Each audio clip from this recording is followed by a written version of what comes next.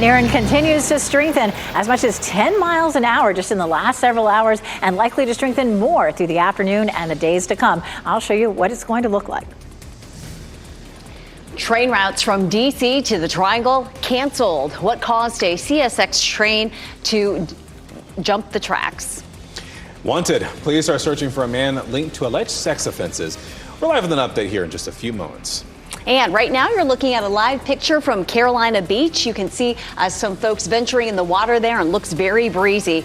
Hurricane Aaron is causing high rip current danger along much of our coastline now, with potential damage to come by midweek. Ocracoke Island in Hyde County and Hatteras Island in Dare County are under mandatory evacuations. And coastal flooding could begin as early as tomorrow, with some of the highest impacts at the Outer Banks. Good afternoon, everyone. I'm Renee Chu. And I'm Chris Levingood. Thank you so much for joining us here. We have Elizabeth Gardner in the WRAL Severe Weather Center with a look at the storm's path so far. You know, over the weekend, it was fluctuating. At weekend, a little, it strengthened some, and of course it has been strengthening all morning, and of course it looks really impressive. It started off this morning with a pretty impressive looking eye. That eye looks a little bit muddier right now, but the storm is predicted to increase even further as we get through the day today. Winds right now 140 miles per hour. It makes it a very strong Category 4 storm. 880 miles southeast of Cape Hatteras, which is where, if we see damage, it is most likely to be because of the topography of our coastline. Category 4 now, likely for the next 24 hours, and then in Category 3 as we get through the day Tuesday and into Wednesday. But of course, our Outer Banks stick out into the Atlantic, and so as storms go by, that tends to be a place that sees higher impact. Plus, they're just so fragile. It doesn't take much to see overwash on Highway 12, and that is likely to see. So what we're looking at, of course, right now here is, of course, a front coming through. That's going to help to keep things hot for us today. And honestly, we're not likely to see much of an impact at all from Aaron, because we'll end up with seeing a cold front helping to kick it out to sea. So coming up, we're going to talk a little bit more about what we'll see along the coast, the timeline. Of course, rip current danger, some flooding is likely, and I'll have more details on that coming up. And here in the WRAL Live Center, with Aaron in mind, you heard Renee mention this at the top of the show. Evacuations ordered beginning Monday on Hatteras Island and Ocracoke Island on the Outer Banks. Right now, this is a live look at Carolina Beach. A lot of people enjoying the beach out there. You can see a little bit of waves there, but looks beautiful right now. The storm is unlikely to make direct landfall, but the National Hurricane Center said that Aaron will produce dangerous waves and rip currents and could bring tropical force winds to the North Carolina coast. Ocracoke Island and Hatteras under mandatory evacuations right now, as I mentioned. Also, a state of emergency is in place for Hyde and Dare counties. NC Highway 12, Elizabeth was just talking about how that road floods a lot. It could be impassable due to erosion and also overwash. NCDrive.gov here showing the list of the road closures already. A lot on that list. Again, you can go to drivnc.gov to see that full list. But again, authorities warning some roads could be swamped by waves of up to 15 feet. Michelle, that's such important information you just gave us. And we do have a few warnings for anyone on the coast. Off-road vehicle ramps will be closed by 9 o'clock tonight, and it'll remain closed during and after the impacts from Hurricane Aaron. Now, beginning tomorrow morning, visitors should stay off the beaches, the trails, and the boardwalks, and of course, no swimming. And right now you're looking at some of the flooding in Puerto Rico caused by Aaron. The National Hurricane Center warning of flooding and possible landslides and mudslides there. Folks, count on WRAL for team coverage of Hurricane Aaron as it swirls in the Atlantic. Our team of meteorologists are tracking every single movement of this storm. WRAL's Sean Gallagher is headed to the coast, and live reports this afternoon will happen on our news starting at 4 p.m. Now, whether you're here or headed to the coast, you can get alerts when waves rise or winds whip up in the WRAL weather app. Select any location and the type of alert that you want to get so you stay safe ahead of the storm. A search is underway for a wanted man in Apex. Police are searching in the area of Lufkin Road and East William Street. They tell us officers were trying to arrest the man on multiple sex offense charges. And that's when he ran away. WRAL's Kirsten Clark is live in that area. Kirsten, I know the folks have been out there searching since about 8:30 this morning. Yeah, Renee, there is still a large and active police presence here, as you mentioned, searching for this man for hours at this point. If you take a look here behind me, you can see several police cars lined up at this construction site. According to police, they also have canines on the ground. They have drones to the sky. And a little bit earlier, there was actually a helicopter to the sky searching for this man as well.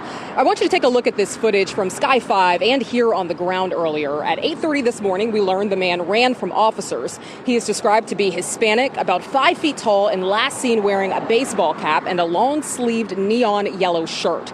Police tell us he is believed to be contained by a police perimeter, in a wooded area. They say there is no known risk to public safety at this time. And we, of course, will remain here in the area as police continue their search for that man. And, of course, they're asking anyone who has any information about where this man might be to immediately reach out to Apex Police. For now, live in Apex, Kirsten Clark, WRAL News.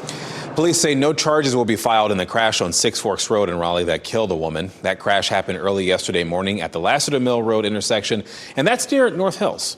Police say that 22-year-old Nazira Eason died at that scene.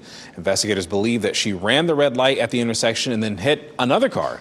They say that she was not wearing a seatbelt, and the person in the other car did suffer injuries. 4 people are being treated at the hospital after a crash in Wake Forest. That happened yesterday afternoon on Capitol Boulevard near Jenkins Road.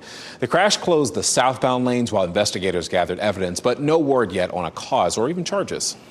A CSX train derailment in Halifax County has canceled Amtrak train routes across the East Coast. That includes some routes to and from Raleigh. Sky 5 flew above that scene this morning as crews worked to clean up the 28 loaded coal cars that derailed. WRAL's Heidi Kirk, joins us live in Halifax County. Heidi, you're working to get as close as you can to the scene. Renee, good morning. And that is serving to be quite difficult. We've been driving around here for at least the last 30 minutes trying to get as close as we can. And we found that this is our best vantage point. Now, this happens somewhere behind Bender Holes, this company here just outside of Enfield. But the good news is that Sky 5 flew over in the early hours of the morning, capturing some of what is going on right now. You can see coal cars still covered the tracks, crews working to clean up that mess, quite the mess there.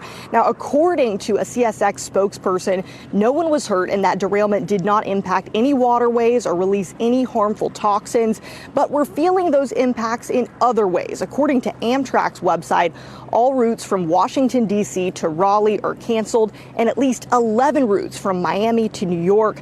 Now, of course, we're still working to learn some of the details about exactly what led up to this derailment. We're about to put our drone up, and we're going to see if we can get any closer, but it's not looking good right now. We've sent a long list of questions to that CSX spokesperson to ask a little bit more about what they're doing to minimize the impacts here. We'll bring you more updates later on today. Heidi Kirk, WRAL News, live in Halifax County. A man is in the hospital with life-threatening injuries after he was shot at a Raleigh apartment complex. This happened this morning on Lake Hill Drive just before 5. The WRAL Breaking News Tracker shows the crime scene tape and the significant police presence. No arrests have been made. Today, the next step in the push for peace. President Donald Trump is hosting Ukrainian President Volodymyr Zelensky at the White House. In a sign of solidarity, Zelensky will be joined by European leaders seeking an end to the Russian assault on his country. And that protects Ukraine's interests in future security. That's what he's trying to achieve. Russian President Vladimir Putin is demanding to keep the roughly 20% of Ukraine that Russia now occupies. And happening right now in the WRAL Live Center, Texas Democrats who had left the state to halt an aggressive redistricting have returned to Texas, ending their 2-week walkout. Many of those had fled to Illinois. This morning, the group was seen boarding a plane at Chicago's O'Hare Airport. The lawmakers left Texas to protest against the Republican-led legislature's attempt to redraw congressional maps. The effort would likely create 5 more GOP-leading seats ahead of the 2026 midterm elections. Texas Governor Greg Abbott immediately called a second special session. The Texas House is scheduled to reconvene later this afternoon. Thanks, Michelle. Former Attorney General Bill Barr will appear before House investigators today. This is part of the Republican probe into Jeffrey Epstein. You may remember Barr was one of the many officials subpoenaed by the House Oversight Committee chair earlier this month. Barr served as Attorney General during President Trump's first term. He also led the Justice Department when Epstein was found dead in his cell at the Metropolitan Correctional Center in New York City. Some inmates at a Texas prison say they've been advised by prison officials to use discretion in talking about Ghislaine Maxwell. Noticeably, those who are able to leave the facility in a work release program. Most of the inmates at the facility in Byron are there for white-collar, nonviolent crimes. Some of them are reportedly not okay with sharing a space with someone who is a convicted sex trafficker. Tonight, neighbors of the New Bern Avenue corridor of Raleigh's bus rapid transit system, they'll get an update on its construction. Construction on the first phase of the system is expected to start in about a month, and that will connect downtown Raleigh with Wake Med and New Hope Road. The city will host a community meeting tonight, and that's about how that will affect traffic on New Bern Avenue. Now, when the BRT line is finished, New Bern Avenue will have 10 stations and more than 3 miles of bus-only lanes. This is a great project because it's not only upgrading the road by itself, it's going to give service to the resident. Tonight's public meeting is from 6 to 8 p.m. at Martin Street Baptist Church. The city of Raleigh now offers new dockless bikes. It's all part of a pilot program designed to make riding more flexible and convenient while keeping sidewalks and streets safe and accessible. City leaders have added new spots for people to leave bikes around the city. The program will run until April. The utility company Enbridge in Raleigh wants to raise gas rates. Today, you can make your voice heard about your thoughts on that. The company wants to increase rates by 12.3%. To do this, Enbridge needs approval from the NC Utilities Commission, and they're holding a public hearing today to talk about it. If the rate hike is approved, it would take effect in November. Today's hearing is at the Utilities Commission building on Salisbury Street in Raleigh, starting at 7 p.m. Officers down. A deadly shooting unfolds as police respond to a 911 call. We have a look at the scene in Utah, plus what we know so far about the suspect. Aaron strengthens. A look at the storm's impact in the Caribbean as our coastal communities brace for storm surge. And coal cars crash and derailment. A closer look at the train wreck in Halifax County that Heidi Kirk was talking about that caused passenger train delays along the coast, including in Raleigh. Coming up next, see storms moving in with WRAL's exclusive Dual Doppler 5000. Sponsored by the WRAL Weather app. Download now for live radar.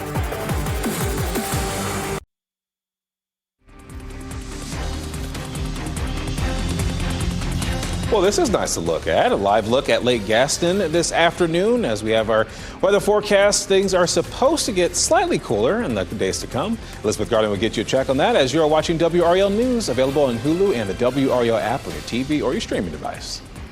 California police are trying to track down a missing 7-month-old child. They have not ruled out foul play. I'm begging you, please, if anything, if you know anything, please, I'm just begging you, bring him back.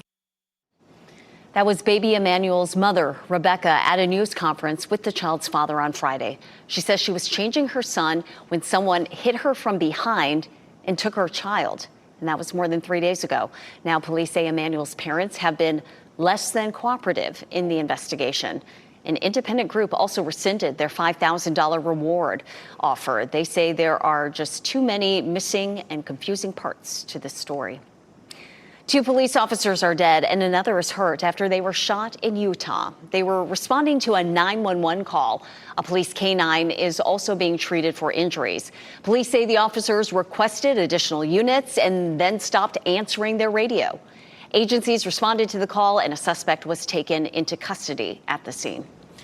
Hurricane Aaron is kind of all over the place in terms of intensity. It's already past Puerto Rico and is currently affecting the southern Bahamas. NBC's Jesse Kurz reports from Miami. Puerto Rico has seen tens of thousands of reported power outages, and in North Carolina, there are already some evacuation orders being issued. All of this as Aaron is expected to get even bigger. Overnight, Hurricane Aaron got stronger, becoming a Category 4 storm once again. It is now moving north after a soaking weekend in the Caribbean. The storm went around Puerto Rico, but the island still was slammed by strong waves and flash flooding. Meanwhile, off the coast of St. Croix, the U.S. Coast Guard says 2 men had to be rescued from rough seas. And now Erin is expected to trek through the open Atlantic Ocean between the mainland U.S. and Bermuda. The storm is expected to stay over a couple hundred miles from the U.S., but the impact on the East Coast shores from those dangerous currents could still be deadly. And Erin is expected to double in size by midweek. That means that the hurricane's wind field will expand dramatically, and we could be seeing tropical storm force winds across a 400-mile stretch. Back to you. And really, Aaron's one of the big things you're talking about weather-wise today, Elizabeth. It is. We're not going to see any impacts here. So we're going to start off, this afternoon talking about maybe a few isolated thunderstorms. And then after that, we're going to see some cooling. And because the impacts will mostly be at the coast, that's going to be, a sigh of relief for us here. But of course, a lot of people enjoy going to the coast, have property at the coast. And so the Outer Banks in particular are going to be at most risk from this storm. You can see it here, down here near the Bahamas. It's been bringing tropical storm conditions to the Turks and Caicos, as well as parts of the Leeward Island, and now to the Bahamas as well. Those southern Bahamas right here, you can see some of those outer rain bands affecting the Bahamas. Lots of heavy rain that could cause flooding, rip current danger, heavy surf, all happening down here. Now, the center of circulation is not likely to make landfall. It didn't make landfall down around Puerto Rico, where they saw some flooding, and it's not likely to make landfall in North Carolina or anywhere else. Right now, it's 880 miles southeast of Cape Hatteras, moving northwest at 10 miles per hour. So it has continued to slow down a little bit, but it continues to increase in wind speed. The 8 a.m. advisory was 130 mile per hour winds, and at 11 a.m. we were up to 140. I wouldn't expect it to increase in intensity too much more. As we get into the day tomorrow, it's likely to be back down to Category 3 and potentially Category 2 off the coast of North Carolina, particularly the Outer Banks. This is a look at how wide it is right now, as much as 530 miles wide. So it's a huge storm. So even if it doesn't make landfall in North Carolina, it's still going to have some impacts, especially on the coast. For starters, dangerous rip current already is happening for the coast of North Carolina, and that will continue to spread north. We're not likely to have any impacts here on Wednesday and Thursday. We may have a few isolated thunderstorms, but nothing different than what we've already seen this summer. Dangerous surf, rip currents, all beginning today into the day tomorrow through Wednesday. For the outer, that's going to be for our southern beaches. A little farther north, overwash. Highway 12 is likely to flood. We may have regular, coastal flooding there along the Outer Banks, and just all the things that we always see from hurricanes, tropical storm force winds that could do some minor damage, but it's probably going to be more of a flooding and beach erosion type of a storm. All right, we have a cold front sinking southward. It's not a very powerful one. It's going to bring a few isolated thunderstorms this afternoon. There's 5 o'clock. Most of that is going to be east of I-95, so very few of us seeing those storms. But if you do see one, it's likely to rain heavily for a short period of time. We're going to give it a 30% chance.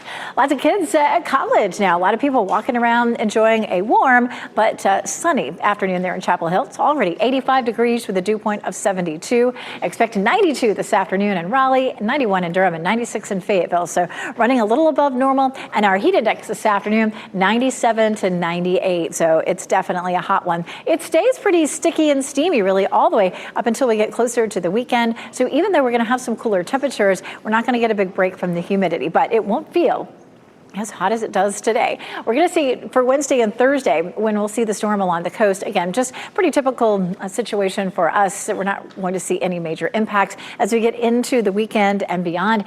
It's looking nice and cool with highs in the low 80s.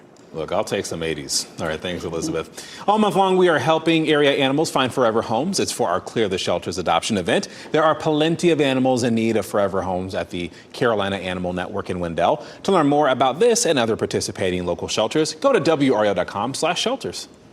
Coming up on our news tonight, Erin's impact. Places like Puerto Rico and the Virgin Islands already have flooding to deal with. Live reports from the North Carolina coast as people flee ahead of the storm. Plus, nonprofits sued. A Durham nonprofit faces several lawsuits because employees say they're owed paychecks. WRAL Investigates dug through the new allegations against the nonprofit we have told you about for weeks now.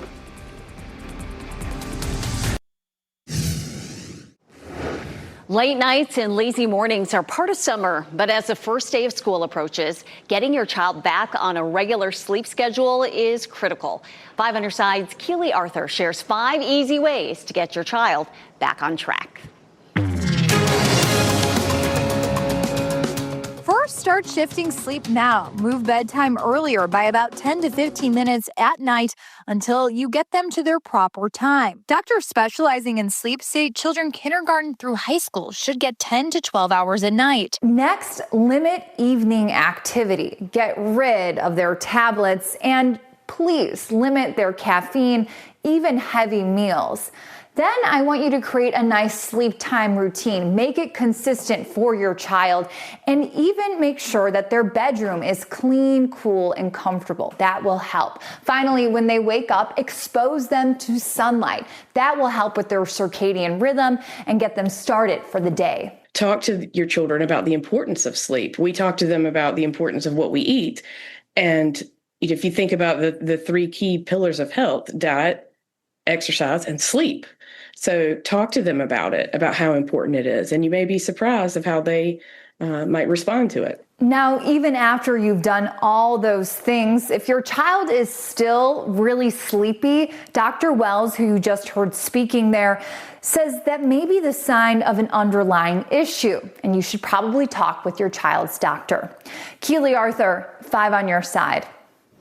Despite the soaring cost of essentials, many American parents are prioritizing social comfort over responsible spending. Turns out 2/3 of parents say they are willing to go into debt to help their children fit in at school. 57% admit to overspending to avoid disappointing their child, and nearly half of parents say they expect to spend between $200 and $500 per child this back-to-school season.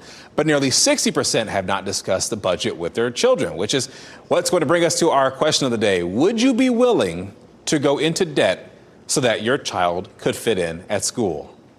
Why don't you share your voice right now by scanning that QR code on your screen or head to WRAL.com/yourvoice. We will share the results before the end of this newscast. Amazon's App Store will shut down this week for Android devices. Amazon says this is so it can primarily focus on the App Store experience on its own devices like Fire TVs and Fire tablets. Amazon says Android users who have Amazon coins will be refunded. The App Store will shut down for Android devices on Wednesday. Train derailment. Several cars loaded with coal jumped the tracks. What CSX is telling us about the incident. And swallowing plastic, we don't do it on purpose, but the substance managed to find its way into our bodies. A few simple ways Americans can prevent that from happening. Plus, we do have a look at your winning NC Education lottery numbers. Good luck.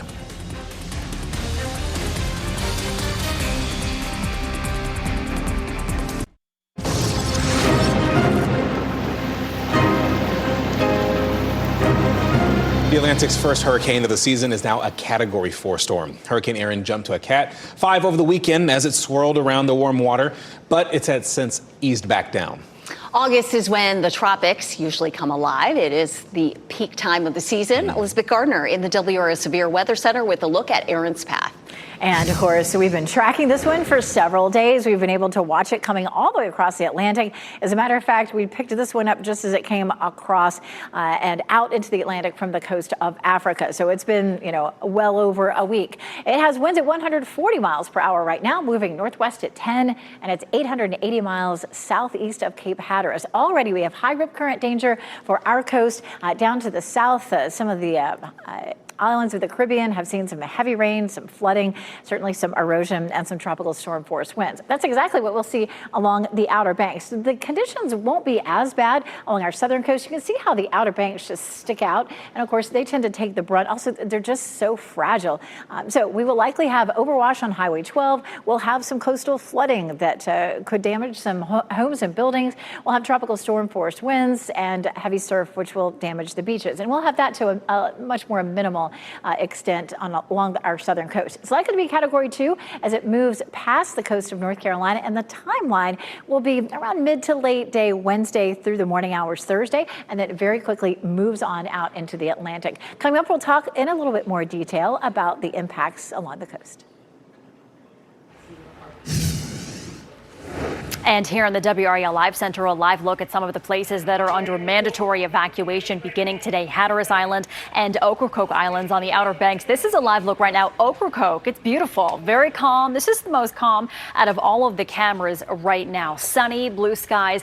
Take a look at Hatteras right now. Definitely a couple of waves there. Not as crazy as Rodanthe. Rodanthe is where we are seeing a lot of waves right now, but still nothing like what we are expecting in the coming days because of Aaron. This is a live look at Rodanthe. These all courtesy of surf checks. Now, the National Hurricane Center saying Aaron will produce dangerous waves and rip currents and could bring tropical storm waves and winds to the North Carolina coast. Again, Ocracoke, Hatteras Island under a mandatory evacuation, a state of emergency in place for Hyde and Dare counties. They're saying parts of NC Highway 12 in the Outer Banks could be impassable due to erosion and overwash. And folks, count on WRAL for team coverage of Hurricane Aaron as it swirls in the Atlantic. Our team of meteorologists are tracking every movement of the storm. And WRAL's Sean Gallagher and Eric Miller, they are headed to the coast, and they will have live reports this afternoon on our news starting at 4 p.m.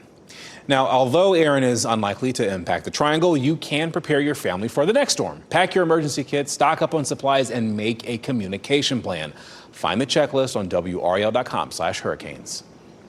Breaking news in Apex. Police have released a picture of the man wanted on multiple sex charges. Here it is, the picture of the man officers need help in locating. WRAL's Kirsten Clark is live in the area of Lufkin Road and East William Street, where he was last seen this morning. Kirsten, what have you been able to learn?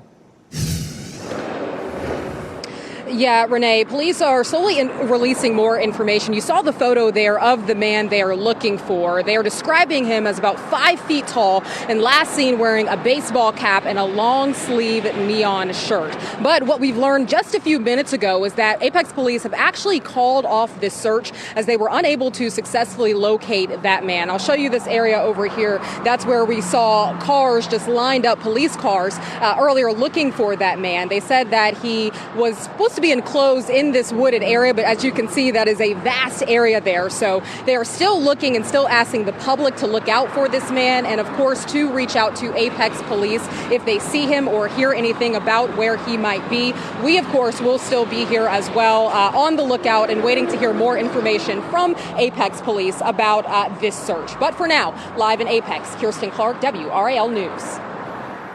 We do want to go back to that story. We've been following that train wreck that happened in Halifax County. We have WRAL's Heidi Kirk has been following this story very closely and talk a little bit about what exactly we have seen so far in terms of the cleanup and the effort trying to get things back to normal.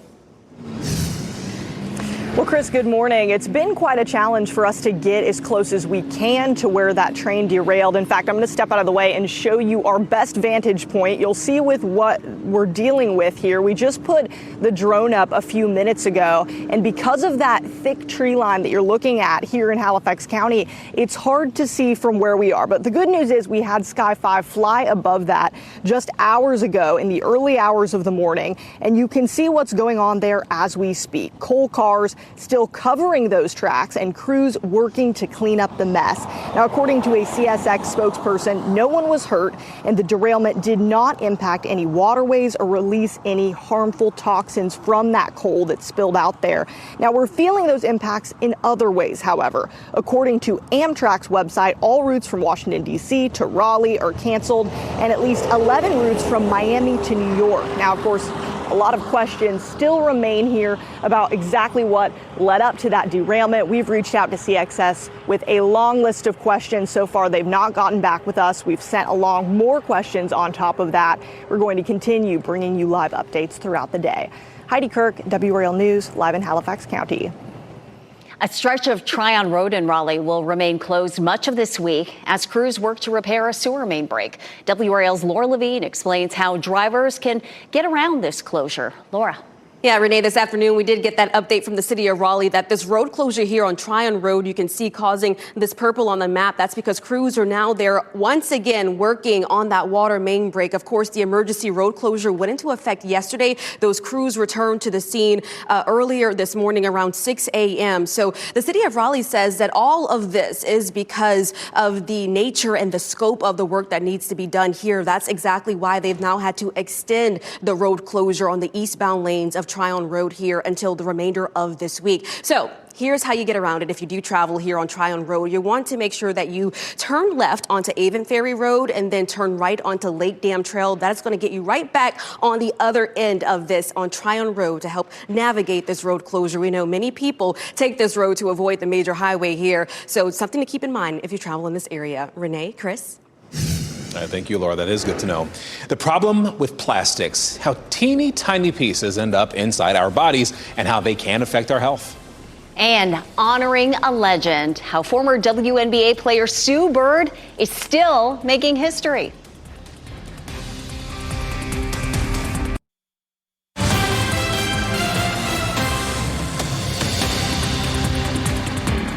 Following some breaking news right now in the WRAL Live Center, the Texas measles outbreak is officially over. Health officials have not confirmed a new case in 42 days. That's enough to declare the outbreak over. They say the last outbreak-related case in Texas was July 1st. 2 young Texas children died earlier this year. 100 people were hospitalized.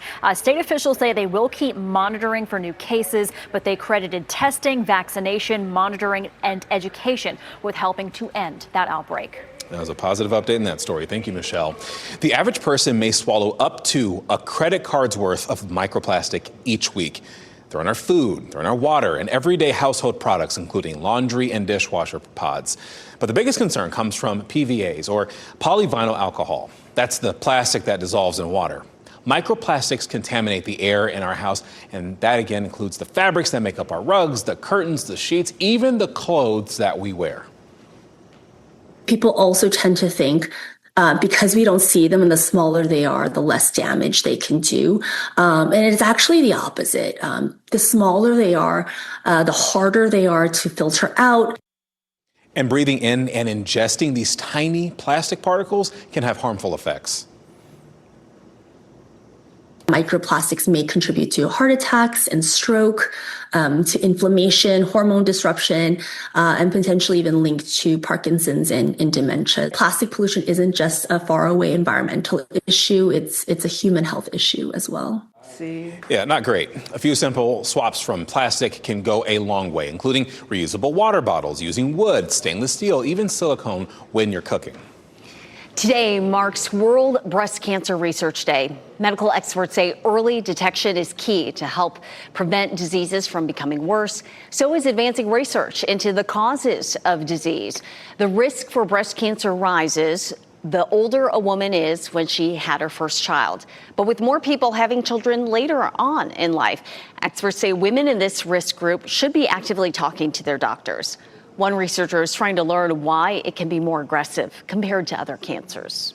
School security. As children start the new school year, parents may be concerned about their safety. WRAL Investigate looks into how local authorities are keeping students safe.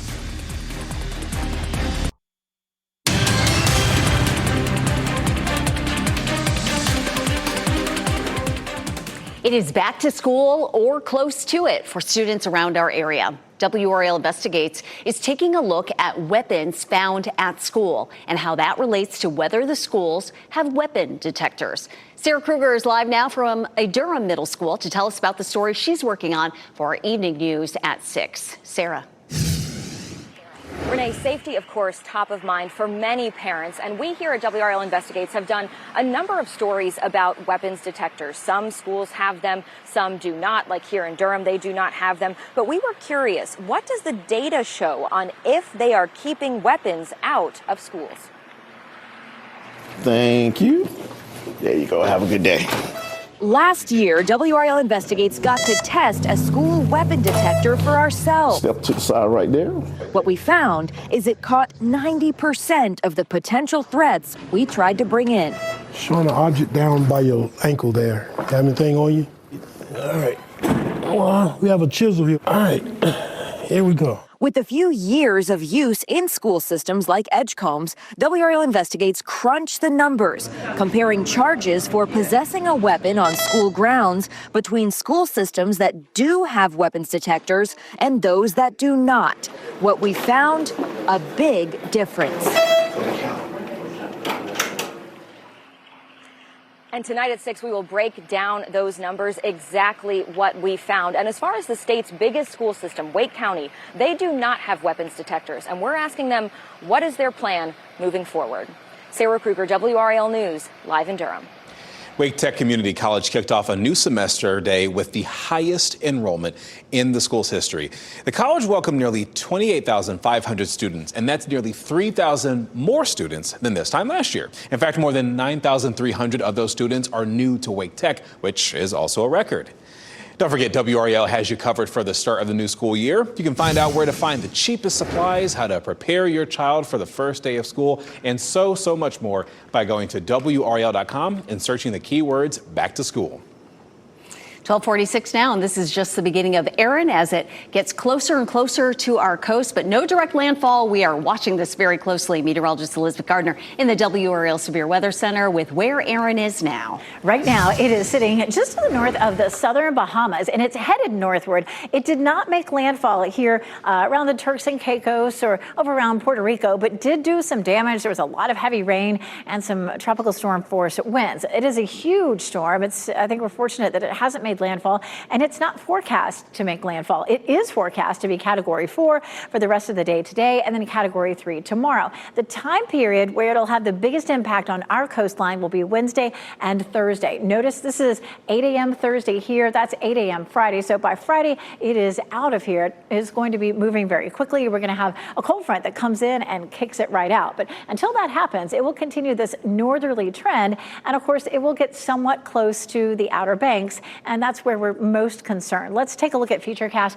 and we can follow along with Futurecast. This is going to be Tuesday right around lunchtime. So we're already starting to see the rip current danger high for most of the coast, and that will increase as we get through the day on Tuesday. On Wednesday, we'll pause it right there. That's 5 o'clock, getting kind of uncomfortably close to the coast here. I'll tell you, this is a look at the American model, and the American and the GFS over the last 24 hours or so have kind of like pushed it back to the west a little bit more. A lot of the hurricane models still want to keep it a little farther to the east, and so does the track from the National Hurricane Center. So we're not too concerned about it. Still not making landfall, but definitely pushing a lot of heavy rain along the coast. We'll have tropical storm force winds. We'll have coastal flooding and coastal erosion and overwash on Highway 12. All those things that we see with hurricanes. And by the time we get to Thursday morning, right here, the distance between Cape Hatteras and the center of the storm could be around 200 to 250 miles. That's still a long ways, but this is such a huge storm. Right now, it's like 500 miles across. So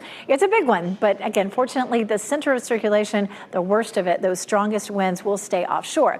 Now, we are looking at high surf. The high surf advisory stretches all the way down to Wilmington. So that does include, say, Carolina Beach and Ricel Beach, all the way up to Virginia. Offshore, waves at 15 to 20. And of course, they'll be a little bit smaller than that, closer to the shore, but still a lot of heavy surf that's going to do some damage for sure. Also, coastal flooding, that goes about to, say, Surf City, Topsail Island, and then, of course, includes all of the Outer Banks. They're just such narrow little islands. It doesn't take much for there to be some significant inundation. So some flooding there for sure. So rip current danger, I think we rattled through all of these things. We're looking, of course, at the potential for some heavy surf and some flooding. Highway 12, of course, could be impassable, maybe even for a week or more. And tropical storm force gusts are possible, and that's going to be anywhere from around 40 to maybe 60 mile per hour gusts. Nobody wants to see this, but yes, there's a slim chance, 50%, that another system develops behind this one. Once we see Erin moving out, we'll talk more about that. It's a pretty nice afternoon. Fayetteville, Raleigh, Chapel Hill, Apex. We may see some isolated thunderstorms this afternoon, especially in our eastern counties, but I really think most of us will stay dry today. 92 today, feeling more like 98, but after that, look at this, high temperatures in the 80s for the rest of the 7-day forecast. Oh, a cool down is a cool down. All right, thanks, Elizabeth. So earlier we asked you, would you be willing to go into debt so that you could fit in, your child, I should say, could fit in at school? What do we have here, Renee? We've got 27% yes, 73% no. It's pretty overwhelming that most people are saying no. Got to be fiscally responsible. That's what's best for the family, right? That's right. Yeah. No name brands for them kids. No, I'm kidding. Sometimes you got to say no. Got to be responsible. All right. Honoring a legend. Seattle established Sue Bird Day with a historic statue. We've got to show you more of that in just a moment.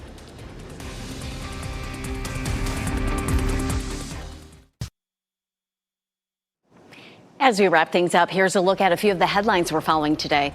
A train derailment in Halifax County has canceled several Amtrak routes across the East Coast. The train was carrying coal when it went off the tracks yesterday. As a result, Amtrak says routes between Raleigh and New York are canceled. All routes from D.C. to Raleigh also canceled.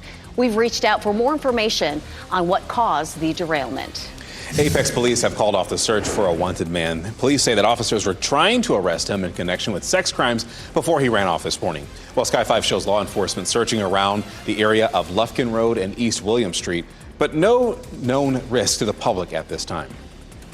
A sewer main break has shut down a part of a Raleigh road, and that closure will last the rest of the week. The intersection of Tryon Road and Brisk Gallop Way is shut down as crews make emergency repairs.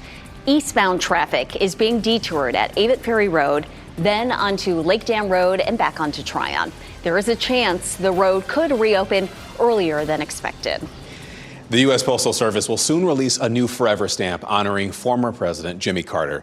Carter died last December at 100 years old, and the stamp will be available starting October 1st.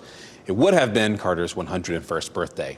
In the days after his presidency, Carter became a prominent activist for peace, human rights, and socioeconomic progress around the world. The forever stamp will feature a 1982 oil on linen painting. WNBA fans celebrated a very special moment in Seattle, Washington. 2, 1. The Seattle Storm unveiled the statue of Sue Bird outside the Climate Pledge Arena over the weekend. Bird is the first player in WNBA history to have a statue erected outside the team's home arena. The 8-foot, 650-pound statue depicts her scoring a layup. It's located close to that of former Supersonics player and coach Lenny Wilkens. An English actor best known in America for playing a Kryptonian supervillain has died. Come to me, son of WRAL! Kneel before Zod! Such iconic lines. The family of Terrence Stamp says that he died yesterday at age 87. Stamp played General Zod, as you saw there, in the 1978 Superman film and its sequel, Superman 2. Stamp continued to take roles in a variety of genres, including comedy and fantasy adventure. His cause of death, though, has not been released, but a lot of fans are going to miss him. Our pets of the day come to us from the group ARF. These smart, loving 4-month-old black Labrador Retriever mixed pups have been fast learners. Let's start with Rosa with the red collar, is the kind, smart, loving explorer. And Valentina with the pink collar is endearing and has a huge heart to please. These sweet sisters have a great combination of a willing spirit to learn as well as the intelligence. So earlier in this newscast, we told you about a meeting tonight to discuss the New Bern Avenue corridor of Raleigh's bus rapid transit system. Construction on the first phase of the system is expected to start in about a month. And tonight's public meeting will actually take place at 6 at Chavis Park Community Center instead of Martin Street Baptist Church. NBC News Daily is next on WRAL. Your next local news update in 30 minutes. And just a reminder, you can get breaking news updates anytime with our WRAL News app. Hope you have a blessed day today. Keep watching WRAL News over the air channel 34 and Spectrum channel 1257.